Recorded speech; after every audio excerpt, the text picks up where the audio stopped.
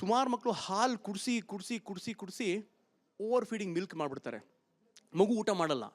ಬಂದು ಕೇಳ್ತಾರೆ, ಸರ್ ಊಟನೇ ಮಾಡ್ತಿಲ್ಲ, 1 ವಾರ ಆಯಿತು 2 ವಾರ ಆಯಿತು ಅಂತಾರೆ. ನಾನು 2 ವಾರದಿಂದ ಊಟ ಮಾಡಿಲ್ಲ ಅಂದರೆ ಮಿರಾಕಲ್ ಅಲ್ರಿ, ನಾನು ರಿಪಬ್ಲಿಕ್ ಚಾನಲಿಗೆ ಕರಿತೀನಿ, ಕವರೇಜ್ ಮಾಡೋಣ ಅಂತೀನಿ. ಇಲ್ಲ ಹಂಗಲ್ಲ ಸರ್, ಹಾಲು ಕುಡಿತಾನೆ. ಹಾಲು ಎಷ್ಟು ಕುಡಿತಾನಮ್ಮ ಅಂತ, 1.5 ವರ್ಷದ ಮಗುದು. ಜಾಸ್ತಿ ಇಲ್ಲ ಸರ್, ಬೆಳಿಗ್ಗೆ ಒಂದು 200 ml, ಮಧ್ಯಾಹ್ನ ಒಂದು 1.2 ಲೀಟರ್ 1.3 ಲೀಟರ್ ಸರ್ ಅಂತೀನಿ. ಮನೆಯಲ್ಲಿ ದನ ಇದೆಯಾ ಅಂತ ಕೇಳ್ತೀನಿ. ಇಲ್ಲ ಸರ್, ನಂದಿನಿ ದನ ಖರೀದಿ ಮಾಡಿ, ವರ್ಕೌಟ್ ಆಗತ್ತೆ, ನಿಮಗೆ ಚೀಪ್ ಆಗತ್ತೆ, ವರ್ಕೌಟ್ ದನ ಇದ್ರೆ. ಸೊ ಅವ್ರಿಗೆ ಮಿಲ್ಕ್ ರಿಕ್ವೈರ್ಮೆಂಟ್ ಇರೋದೇ 400 ml ಕ್ಯಾಲ್ಶಿಯಮ್ ಅದ್ರದ್ದೇನು. ಬಾಕಿ ಅವರಿಗೆ ಮೀಲ್ಸ್ ಬೇಕು.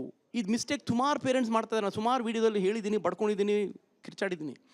ಮಿಲ್ಕ್ ಕನ್ಸಂಪ್ಷನ್ ಕಟ್ ಡೌನ್ ಮಾಡಿ 1 year ಆದಮೇಲೆ. 1 year ತನಕ ಡಿಫ್ರೆಂಟ್ ಸ್ಟೋರಿ, ಅವ್ರ demand milk is enough. 1 year ಆದಮೇಲೆ ಮಿಲ್ಕ್ ಕನ್ಸಂಪ್ಷನ್ ಕಟ್ ಡೌನ್ ಮಾಡಿ, ಸಾಲಿಡ್ಸು, ಫುಡ್ಸು, ವೆಜಿಟೇಬಲ್ಸು, ನಟ್ಸ್ ಇದೆಲ್ಲ ಇಂಟ್ರೊಡ್ಯೂಸ್ ಮಾಡಿ.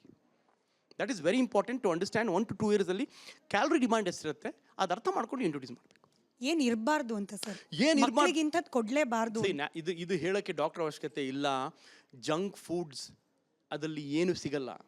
ನಿಮ್ಮ ಮಕ್ಕಳಿಗೆ ಚಾಕ್ಲೇಟ್ ಕ್ರೇವಿಂಗ್ಸ್ ಇರುತ್ತೆ, ಚಿಪ್ಸ್ ಕ್ರೇವಿಂಗ್ ಇರುತ್ತೆ, ಕುಕೀಸ್ ಇರ್ತದೆ, ಬೇರೆ ಏನೋ ಅನ್ಹೆಲ್ದಿ ಆಯ್ಲಿ ಅಂದರೆ commercial available foods unnecessary habit ಮಾಡಬೇಡಿ.